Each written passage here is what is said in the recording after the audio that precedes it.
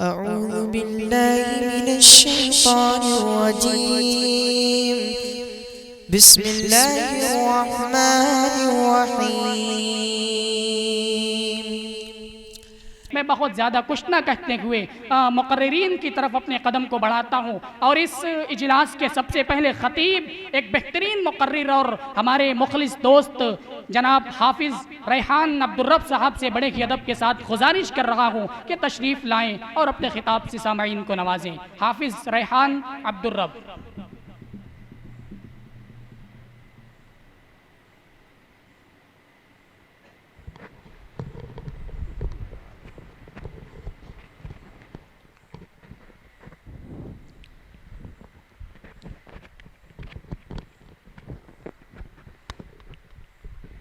अस्सलामु अलैकुम वरहमतुल्लाहि वबरकातुहू। इन्नल हम्दलिल्लाहि नहमदुहु व नस्तईनुहु व नस्तगफिरुह व नऊज़ु बिल्लाहि मिन शुरूरि अनफुसिना व मिन सय्यिआति अअमालिना। मन यहदिहिल्लाहु फला मुदिल्ल लहु व मन युद्लिल फला हादिय लहु व अशहदु अन ला इलाहा इल्लल्लाहु वहदहु ला शरीक लहु व अशहदु अन्न मुहम्मदन अब्दुहु व रसूलुहु। या अय्युहल्लज़ीना आमनुत्तक़ुल्लाहा हक़्क़ तुक़ातिही व ला तमूतुन्न इल्ला व अंतुम मुस्लिमून। या अय्युहन्नासु इत्तक़ू रब्बकुमुल्लज़ी ख़लक़कुम मिन नफ्सिन वाहिदा वख़लक़ मिन्हा ज़ौजहा वबत्थ मिन्हुमा रिजालन कतीरन वनिसाअ वत्तक़ुल्लाह अल्लज़ी तसाअलून बिही वल अर्हाम इन्नल्लाह कान अलैकुम रक़ीबा। या अय्युहल्लज़ीन आमनु इत्तक़ुल्लाह वक़ूलू क़ौलन सदीदा युस्लिह लकुम अअमालकुम व यग़फिर लकुम दुनूबकुम व मन युतिइल्लाह व रसूलहु फ़क़द फ़ाज़ फ़ौज़न अज़ीमा। अम्मा बाद फ़इन्न ख़ैरल हदीस किताबुल्लाह व ख़ैरल हदी हदी मुहम्मदिन सल्लल्लाहु अलैहि वसल्लम व शर्रल उमूरि मुहदसातुहा व कुल्लु मुहदसतिन बिदअह व कुल्लु बिदअतिन ज़लालह व कुल्लु ज़लालतिन फ़िन्नार। वक़ाल अल्लाहु तआला फ़िल क़ुरआनिल मजीद वल फ़ुरक़ानिल हमीद। अऊज़ु बिल्लाहि मिनश शैतानिर रजीम। बिस्मिल्लाहिर रहमानिर रहीम। या अय्युहल्लज़ीना आमनू क़ू अन्फुसकुम व अहलीकुम नारा वक़ूदुहन नासु वल हिजारतु अलैहा मलाइकतुन ग़िलादुन शिदादुन ला यअसून अल्लाह मा अमरहुम व यफ़अलून मा युअमरून। सदर मजलिस, हाज़रीन मजलिस, तमाम किस्म की तारीफ़ हम्द व सना किब्रियाई बड़ाई उस अल्लाह रब्बुल आलमीन के लिए जो हम सब का बल्कि पूरी कायनात का खालिक व मालिक मुरब्बी व पालनहार। बादहू दुरूद व सलाम नाजिल हो अंबिया किराम पर, बिलखुसूस हमारे आखिरी नबी जनाब मोहम्मद रसूलुल्लाह सल्लल्लाहु अलैहि वसल्लम पर जिनकी लाई हुई शरीयत के मुताबिक। हाज़रीन मजलिस, क़ब्ल इसके कि मैं अपने असल बात की तरफ जाऊँ, अल्लाह तबारक व तआला से ये दुआ कहूँ कि बारे इलाहा तू हमें कहने और सुनने से ज़्यादा उस पर अमल करने की तौफीक नसीब फरमा। आमीन। जैसा कि अभी आप लोग शेख मोहतरम से बहुत ही जामे खिताब सुन रहे थे, इन्होंने बताया कि इन्नमल अमालु बिन्नियात, अमल का दारो मदार नियतों पर है। आप इस इजलास आम में किस नियत से आए हैं उस नियत को देखा जाएगा। अगर यकीनन आप ये नियत करके आए हैं कि अल्लाह और उसके रसूल की बात होगी और उस अल्लाह और उसके रसूल की बातों से हम इस्तिफादा उठाएंगे और उस पर अमल करेंगे, तो आपका इस जलसे में आना यकीन जाने कि आप कामयाब हो गए। अगर आपकी नियत में खोट है, आप इस जलसे में सिर्फ इसलिए आए हैं कि फलां शख्स तकरीर कर रहा है, उसकी तकरीर को सुनेंगे, लुत्फ उठाएंगे, मज़े लेंगे, तो ये आपकी नियत, जो आपकी नियत है उसी पर आपको अजर व सवाब मिलेगा। आज की इस इजलास आम में मुझे जो मौजू दिया गया है वो है तरबियत औलाद। अगर इस उन्वान को बदल दिया जाए और यूँ कहा जाए कि तरबियत मुआशरा, तो उन्वान तो बदल जाएगा पर हकीकत नहीं बदलेगी। मुआशरे की इस्लाह, मुआशरे की तरबियत औलाद की तरबियत पर है। अगर आप चाहते हैं कि मुआशरे से बुराइयां खत्म हो जाएं और समाज में इंकलाब बर्पा हो जाए, तो आप अपने बच्चों की तरबियत करें, अपने बच्चों की इस्लाह करें। लेकिन आज के इस पुरफितन दौर में तरबियत औलाद का मसला बड़ा संगीन होता जा रहा है।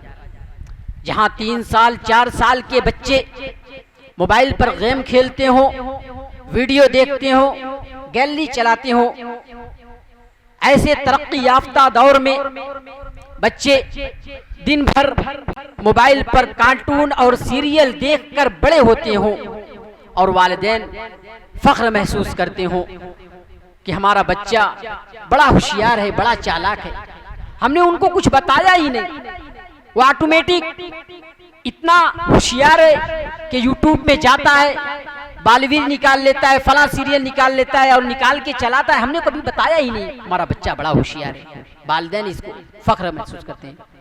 और ऐसे पुरफितन दौर में जब एक बाप अपने कारोबार से, अपने दुकान से शाम को घर वापस आता है, तो भी उसके पास अपने बच्चों के लिए टाइम नहीं होता कि वो बच्चों से सवाल जवाब करे कि आज तूने मदरसे गए, तू मदरसे गया तो क्या पढ़ा, क्या लिखा, तेरे उस्ताद ने तुझे क्या पढ़ाया, तू स्कूल गया तो क्या पढ़ा, तेरे टीचर ने तुझे क्या पढ़ाया, क्या लिखा। बजाय इसके वो व्हाट्सएप और फेसबुक पे मसरूफ है। तो ऐसे तरक्की याफ्ता दौर में तरबियत औलाद का मसला बड़ा संगीन होता जा रहा है। और आप ये अगर सोचते होंगे कि हमारे जो बच्चे हैं ये सिर्फ हमारा मुस्तकबिल है, तो ये सोच आपकी गलत है। ये बच्चे जो नन्हे मुन्ने बच्चे हैं ये सिर्फ आपका मुस्तकबिल नहीं है, बल्कि आने वाले ज़माने, आने वाले दौर के मुस्तकबिल है।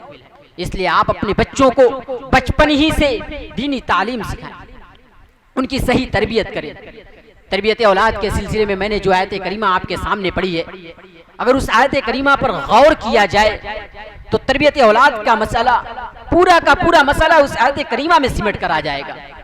अल्लाह तबारक व तआला फरमाता है, या अय्युहल्लज़ीना आमनू क़ू अनफुसकुम व अहलीकुम नारा, ऐ ईमान वालों तुम अपने आप को जहन्नम की आग से बचाओ। अल्लाह ने सिर्फ यही नहीं कहा कि तुम अपने आप को जहन्नम की आग से बचा लो, तुम नमाजी बन जाओ, तुम नेक अमल करो, नहीं नहीं, अगर ऐसा करते हो तो तुम कामयाब नहीं हो। व अहलीकुम नारा, अपने साथ साथ अपने घर वालों को भी जहन्नम की आग से बचाओ, अपने बीवी बच्चों को भी जहन्नम की आग से बचाओ, अपने बीवी बच्चों को भी नमाजी बनाओ। वक़ूदुन्नास वल हिजारतु अलैहा मलाइकतुन गिलादुन शिदादुन, उस जहन्नम की आग से बचाओ जिसका ईंधन इंसान और पत्थर होंगे। वो जहन्नम की आग दुनिया की आग की तरह नहीं होगी, वो बड़ी सख्त, बड़ी शदीद होगी। दुनिया की आग तो एक मामूली आग होगी, जहन्नम की आग दुनिया की आग से 70 गुना ज्यादा सख्त होगी। उस आग से बचाओ जिसका ईंधन इंसान और पत्थर है।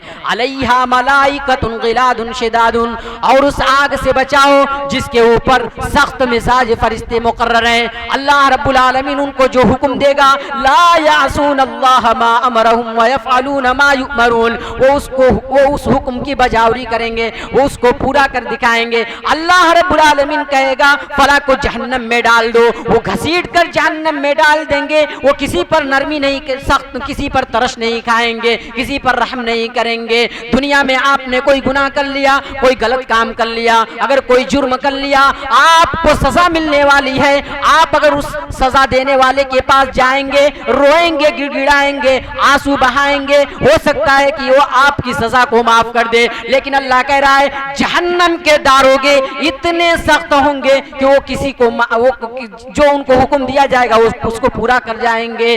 वो कहेंगे अल्लाह रब्बुल आलमीन फला को जहन्नम में डाल दो, घसीटते हुए जहन्नम में डाल देंगे। मेरे भाई, तो अपने आप को और अपनी औलाद को उस आग से बचाओ जिसका ईंधन इंसान और पत्थर है। और ये औलाद अल्लाह तबारक व तआला की बहुत बड़ी अमानत है।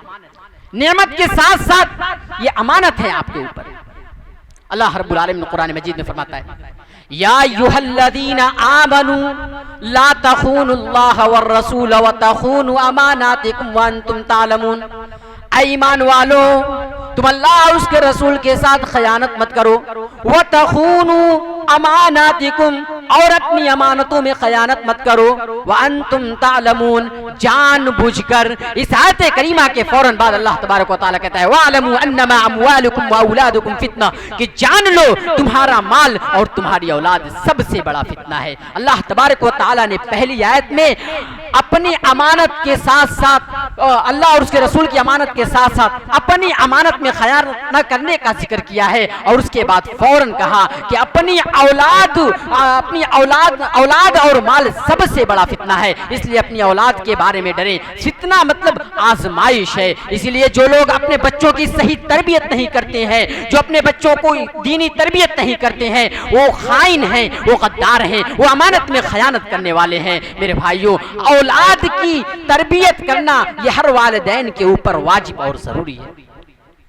नबी अकरम फरमाते हैं, बुखारी व मुस्लिम की रिवायत में है कि अब्दुल्ला बिन उमर रज़ियल्लाहु अन्हु बयान करते हैं कुल्लुकुम राइन व कुल्लुकुम मसऊलुन अन रइयती, तुम में का हर शख्स जिम्मेदार है और हर शख्स से कल क़यामत के दिन उसकी जिम्मेदारियों के मुतालिक सवाल किया जाएगा।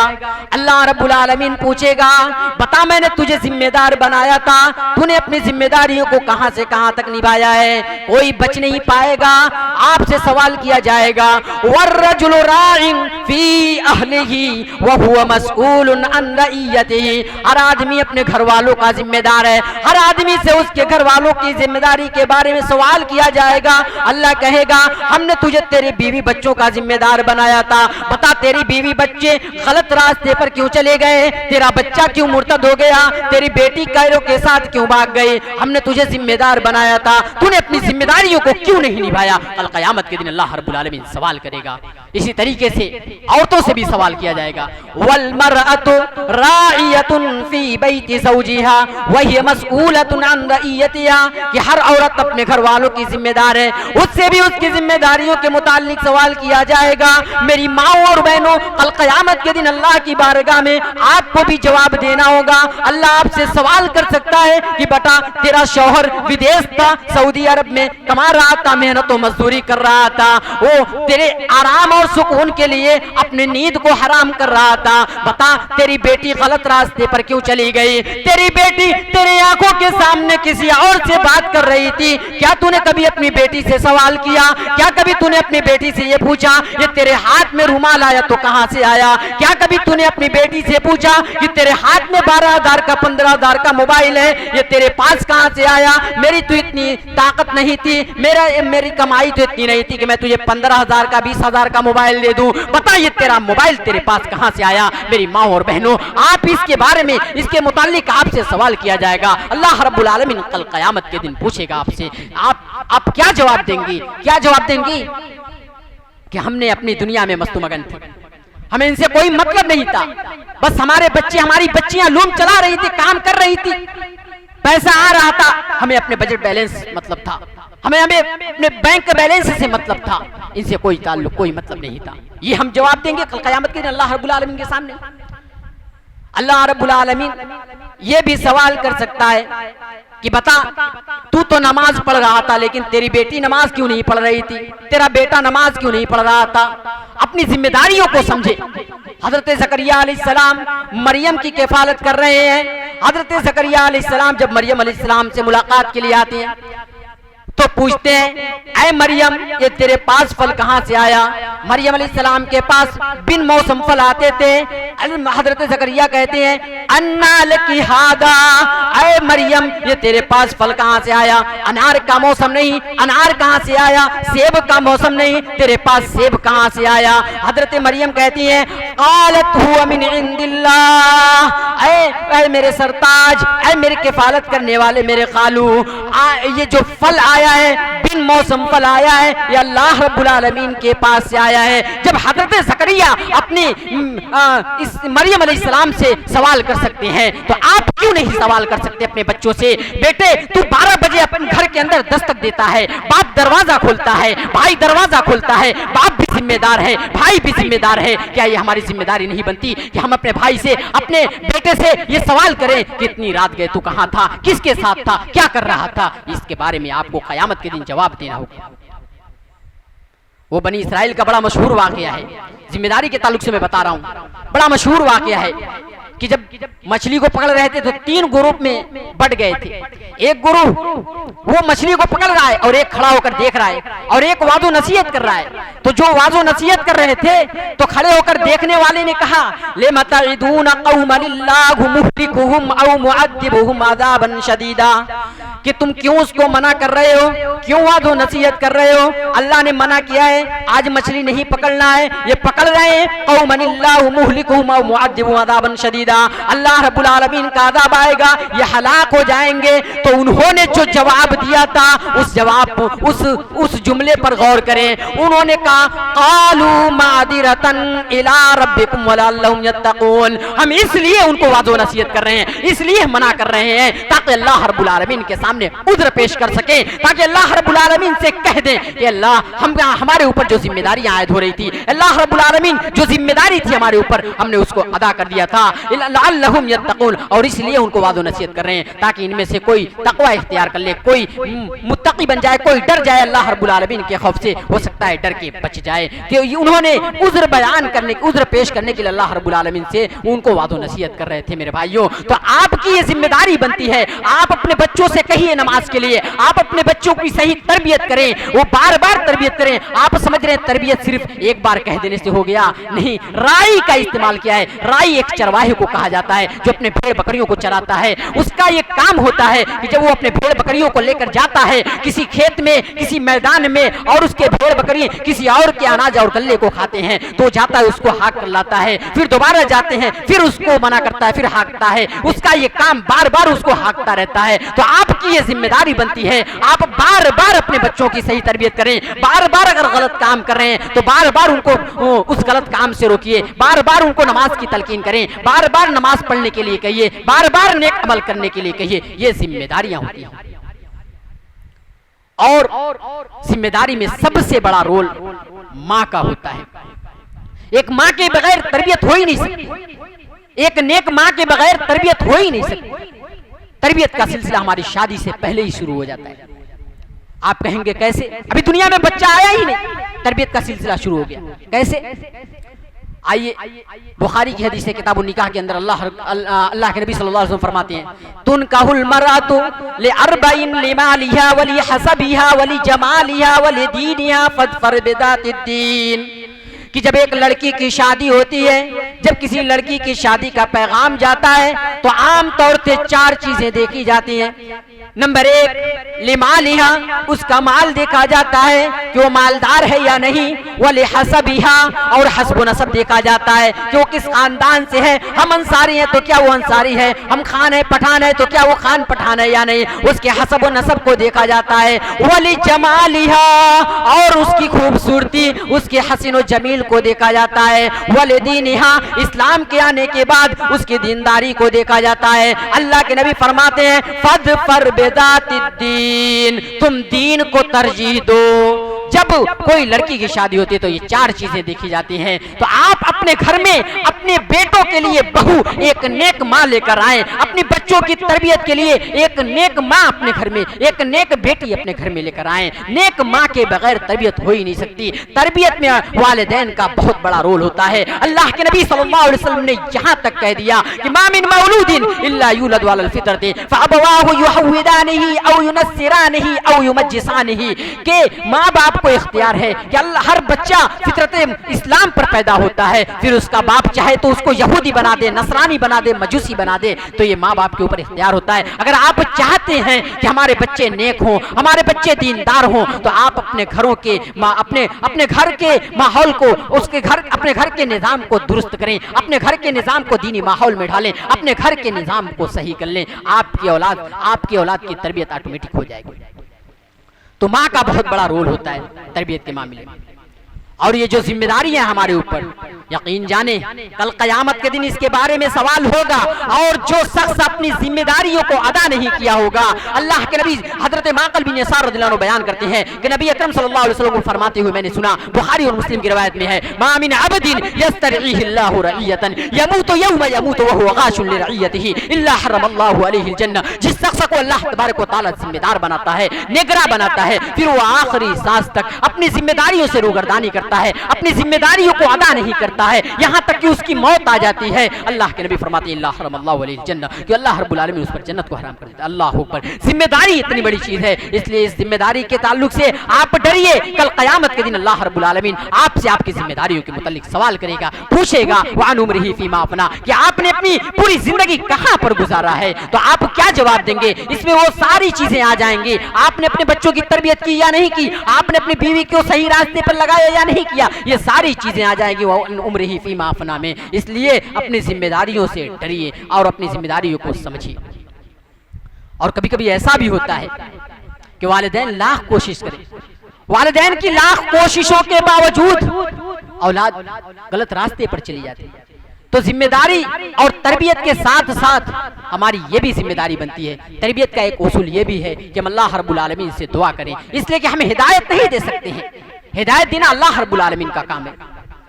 वरना आप देख लीजिए नूह अलैहिस्सलाम 950 साल तक अपनी कौम में दावत और तबलीग का काम करते रहे, लेकिन अपने बेटे को जहन्नम की आग से नहीं बचा पाए, जहन्नम के रास्ते से नहीं बचा पाए।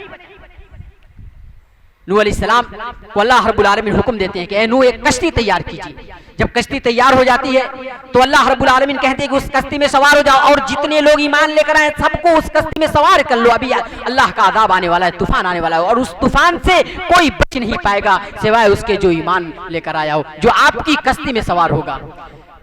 तो नूह अलैहिस्सलाम सारे लोगों को अपनी कश्ती में सवार कर बिठा लेते हैं। नूह अलैहिस्सलाम की नजर अपने बेटे पर पड़ती है। नूह अलैहिस्सलाम कहते हैं या बुनय्यर कम माना वला तकुम माल काफिरीन, ऐ मेरे बेटे, ऐ मेरे लख्ते जिगर, इस कश्ती में सवार हो जा, अभी अल्लाह का अज़ाब आने वाला है और अल्लाह के अज़ाब से कोई बचा नहीं सकता तुझको। तू काफिरों के साथ मत जा, तू इस कश्ती में सवार हो जा। अल्लाह के नबी नूह अलैहिस्सलाम अपने बेटे को वादो नसीहत कर रहे हैं कि इसी कश्ती में सवार हो जा।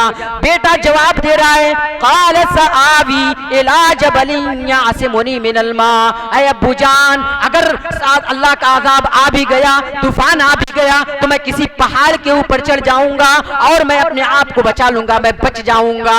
नूह अलैहिस्सलाम बड़े दर्द अंदाज में कहते हैं, दर्द लहजे में कहते हैं कि ला आसिमल यौम इल्ला मिन अमरिल्लाह ऐ मिन अज़ाबिल्लाह, क्या है मेरे बेटे, आज के दिन अल्लाह के अज़ाब से कोई बच नहीं सकता है, अल्लाह के अज़ाब से तो वही बच पाएगा इल्ला मन रहीम, जिस पर अल्लाह रब्बुल आलमीन की रहमत हो। अभी बाप बेटे की गुफ्तगू चल ही रही थी कि कुरान कहता है एक तूफान, एक लहर आता है, समुंदर एक लहर आती है, मौज आती है और नूह अलैहिस्सलाम के बेटे को गर्क कर देती है। नूह अलैहिस्सलाम ने अपना काम, अपनी जिम्मेदारी निभा दी थी। यहाँ पर मैं बताना ये चाहता हूँ कि आखिरी वक्त में भी नूह अलैहिस्सलाम अपने बेटे को जहन्नम की आग से, अपने बेटे को सही तरबियत कर रहे थे कि इस कश्ती में बैठ जाओ, आप बच जाओगे।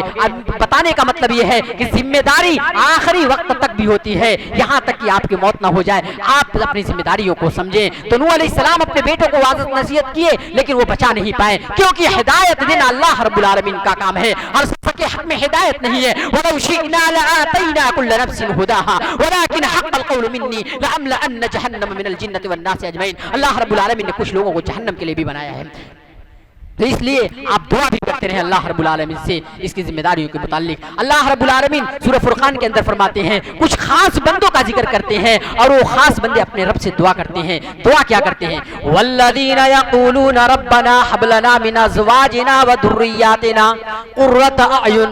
ऐ हमारे परवरदिगार, ऐ हमारे रब, तू हमें, हमारी औलाद, हमारे बीवी बच्चों को हमारी आंखों की ठंडक बना दे। क़ुर्रत अयुन यानी हमारे दिल का सुकून बना दे, हमारे दिल का करार बना दे, यानी तुझे नमाजी बना दे, तुझे दीन पर चलने का वाला बना ले, तुझे जमाने की फितनों से बचने वाला बना दे। वजअलना लिलमुत्तकीन इमामा, ऐ अल्लाह तू हमें मुत्तकियों का इमाम बना दे, इतना मुत्तकी बना दे, इतना परहेजगार बना दे, ताकि हम लोगों के लिए रहबर बन सके। हमारे बच्चे, हमारे बीवी बच्चे हमारे रास्ते पर चले, हमारे पीछे पीछे चले। तरबियत का एक उसूल ये भी है कि बाप अपने आप को नमाजी बनाए, माँ अपने आप को नमाजी बनाए। वो बाप किस मुंह से ये उम्मीद रखता है कि मेरी औलाद नमाज पढ़ेगी, खुद नमाज नहीं पढ़ता, सिर्फ जुमा मस्जिद में आता है, फजर की अजान होती है वो सोया रहता है और बेटे से ये उम्मीद रखता है कि मेरा बेटा नमाजी हो, मेरा बेटा नेक अमल करे। ये किस मुंह से ये उम्मीद रखता है? वो माँ किस मुंह से ये उम्मीद रखती है कि मेरी बेटी पर्दे वाली रहे, हया के अंदर रहे, वो जो फैशन के हिसाब से कपड़ों में कपड़ा जो पहनती है, लिबास पहनती है, जमाने के फैशन के हिसाब से पहनती है, कभी अपने कपड़े और लिबास में शरीयत की पाबंदी नहीं करती। वो किस मुंह से ये उम्मीद रखती है कि मेरी बेटी शर्म हया वाली हो, पर्दे वाली हो। मेरे भाइयों, अतअमुरूना अन्नास बिल बिर्रि व तंसौना अनफुसकुम व अंतुम ततलूनल किताब। लोगों को भलाई का हुक्म देने वाले अपने आप को न भूलो, अपनी पहले इस्लाह करो, अपने आप को नेक बनाओ, अपने आप को नमाजी बनाओ। व अमुर अहलक बिस्सलाति वस्तबिर अलैहा, खुद नमाज की पाबंदी करो। जब तक आप नमाजी नहीं बनेंगे आपके बच्चे नमाज नहीं पढ़ेंगे। व अमुर अहलक बिस्सलाति वस्तबिर अलैहा, खुद नमाजी बनो और अपने बीवी बच्चों को भी नमाज की तरफ तरगीब, नमाज का हुक्म दे, नमाजी बनाए। जब तक आप पाक दामन नहीं बनेंगे आपके बच्चे पाक दामन नहीं बन सकते। जब तक एक माँ अपने आप को पर्दे के अंदर नहीं रखेगी उसकी बेटी पर्दे के अंदर शर्म हया वाली नहीं बन सकती। मेरे भाइयों, इमाम बुखारी को आपने सुना होगा, पूरी दुनिया इमाम बुखारी को जानती है, लेकिन कभी किसी ने ये नहीं जानने की कोशिश की होगी कि इमाम बुखारी को इमाम बुखारी बनाने में किसका हाथ है। इमाम बुखारी को इमाम बुखारी बनाने में उसकी माँ का हाथ है। उनकी माँ ने उनको इमाम बुखारी बनाया। इमाम मुस्लिम को आज पूरी दुनिया जानती है, लेकिन इमाम मुस्लिम बनाने में वो उनकी माँ का बहुत बड़ा रोल है। इमाम इब्न तैमिया को उनकी माँ का बहुत बड़ा रोल है, उस मकाम पर उनको पहुंचाया। तो माँ का सबसे बड़ा रोल होता है। इसलिए आप, मेरी ये गुजारिश है कि माओ और बहनों जिनके घरों में खुसूसन शौहर मौजूद नहीं होते हैं, वो बेचारे सऊदी अरब में या इसी तरीके से विदेश में काम करते हैं, मेहनत और मजदूरी करते हैं, लेकिन होता क्या है कि उनके बीवी बच्चे, उनका कोई पूछने वाला नहीं, कोई डांटने वाला नहीं, कोई बोलने वाला नहीं, वो गलत रास्ते पर चले जाते हैं। आज इतने इर्तिदाद के दहाने पर जो मुर्तद हुए हैं, वो किस वजह से मुर्तद हुए हैं? उनका कोई पूछने वाला, उनका कोई पुरशान हाल, उनका कोई सही तरबियत करने वाला नहीं था। याद रखिए, जो इर्तिदाद के दहाने पर है, जो मुर्तद हो जाते हैं, अभी शेख ने तौहीद के बारे में बता रहे थे। ये तौहीद कितनी बड़ी चीज है कि अल्लाह रब्बुल आलमीन कुरान मजीद में फरमाता है कि वमा तुहुम कुफ्फारुन फलन युक़बल मिन अहदिहिम मिलहुल अर्द ज़हबा।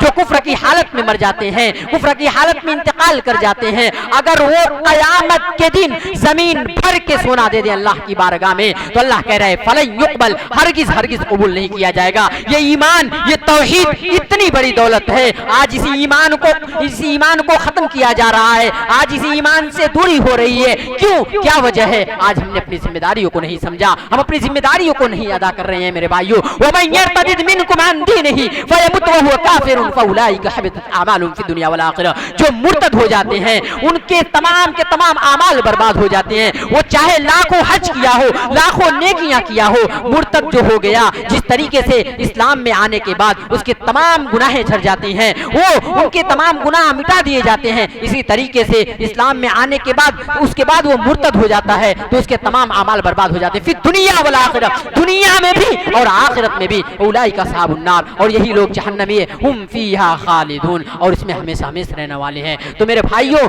अपनी जिम्मेदारियों को समझें, अपने बीवी बच्चों को दीन की बातें बताएं, उनको सहाबा किराम के वाक़यात सुनाएं, उनको सहाबियात के वाक़यात सुनाएं, और माएँ और बहनें अपने बच्चों से मोबाइल को दूर रखें। आज जो फख्र महसूस कर रहे हैं कि हमारा बच्चा बड़ा होशियार हो गया है, मोबाइल चला रहा है, मेरे भाइयों, मेरे माओ और बहनों, ये बहुत खतरनाक आपके लिए साबित हो सकता है। और देख लीजिए जितने लोग मुर्तद हो रहे हैं ये इन्हीं मोबाइल के जरिए से हो रहे हैं। अपनी जितनी उनके पास फालतू वक्त होते हैं, टाइम होते हैं, वो सब इसी मोबाइल में मसरूफ करते हैं। आज देख लीजिए कितने लोग स्टेटस लगाते हैं, व्हाट्सएप का स्टेटस, फेसबुक का स्टेटस, ये स्टेटस देख लीजिए, उनमें से अगर 100 लोग स्टेटस लगा रहे हैं तो 100 में से शायद कि 95 लोग जो दीन की बात, जो वो गाना लगा रहे हैं, और शायद 5 ही लोग आपको मिलेंगे जो दीन की बात नशर कर रहे हैं, दीन की बातों को फैला रहे हैं, दीन का, अल्लाह और उसके रसूल का स्टेटस लगा रहे हैं। मेरे भाइयों, इससे डरिए। अल्लाह के नबी जनाब मोहम्मद रसूलुल्लाह सल्लल्लाहु अलैहि वसल्लम की हदीस है,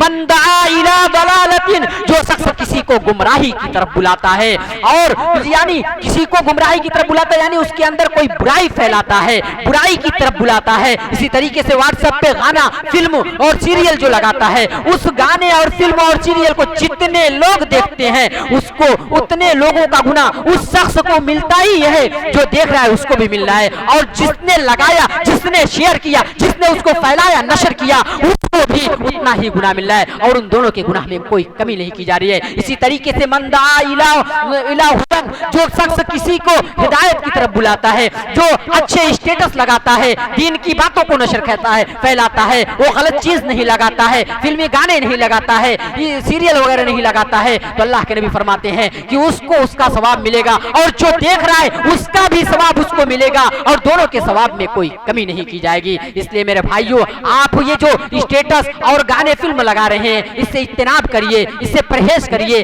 आज देख लीजिए समाज कहाँ जा रहा है, ये फितने के दौर, आए दिन नए नए फितने रूनुमा हो रहे हैं। मेरे भाइयों, ऐसे फितने के दौर में हमें अपने बच्चों की तरबियत करना बड़ा मुश्किल होता जा रहा है। इसलिए हमें, मेरी यही दुआ है और मेरी पूरी तकरीर का खुलासा ये है कि आप अपनी जिम्मेदारियों को समझें। सबसे बड़ी चीज जिम्मेदारी होती है। अगर आप अपनी जिम्मेदारियों को समझ रहे हैं, आप अपने बच्चों से सवाल जवाब कर रहे हैं, आप उससे बात पूछ कर रहे हैं, उनसे पूछ गुछ कर रहे हैं, उनसे ये पूछ रहे हैं कि कब गया, कहाँ गया, किसके साथ गया, कब घर में आया, क्या पढ़ा, क्या लिखा, कितनी नमाजें पढ़ी, तो याद रखिए आपके बच्चे सही तरबियत, आपके बच्चों की सही तरबियत हो सकती है, आपके बच्चे दीन की तरफ आ सकते हैं। लेकिन अगर आपने जिम्मेदारियों को नहीं समझा तो यकीन जाने कि यही जो इर्तिदाद की शक्ल में आप देख रहे हैं यही हमारे सामने पेश आएंगे। इसलिए मेरे भाइयों, आखिर में अल्लाह रब्बुल आलमीन से दुआ है कि बारी इलाहा तू हमें जो कुछ कहा और सुना गया है इस पर अमल करने की तौफीक नसीब फरमा। आमीन। व आखिरु दावाना अल्हम्दुलिल्लाहि रब्बिल आलमीन। अस्सलामु अलैकुम व रहमतुल्लाहि व बरकातुहू।